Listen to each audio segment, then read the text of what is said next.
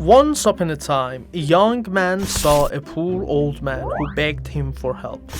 The young man gave him a small sum of money without any expectation and answered his request with kindness. Misfortunately, the young man got into trouble and he was arrested unjustly and for a crime he did not commit, and he was taken to the king. And the king ordered his execution. Finally, the day of the young man's execution arrived. The king's soldiers were preparing for the execution event, and the people had gathered to see the execution.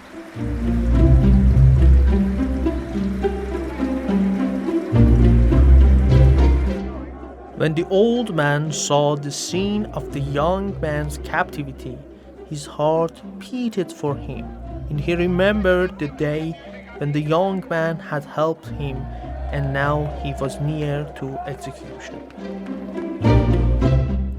The old man thought and decided to do something for the young man's freedom.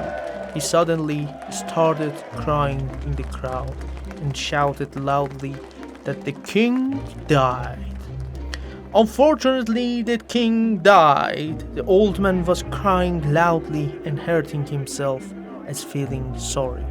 The soldiers were standing there with their swords, and when heard the words of the old man, they turned agitated and rapidly moved toward the king's palace. The people and the soldiers went to the king's hall and found the king alive and well, leaning on his throne. With this adventure, the matter of the execution was forgotten, and the old man was arrested and taken to the king. The king angrily talked to the old man and asked him why you sought my death. The old man replied, "O king, I lied that the king is dead, and nothing happened to you with my words, but I saved a miserable man's life." The old man narrated the story of the young man's chivalry and donation and told the king that this young man was innocent. The king was surprised and excited to hear this story, and not only did not punish the old man but also gave him some gold coins.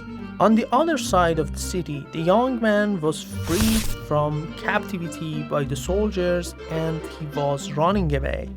When someone saw him and asked, "What did you do to escape from the execution?" the young man in a whisper told him by giving a very small amount of money to a poor old man. I made his heart happy, and that became my blood price. Don't underestimate even a small goodness. When you plant a seed, you can expect to use the product of your planting one day when you don't have anything, and you should appreciate life and life's opportunities.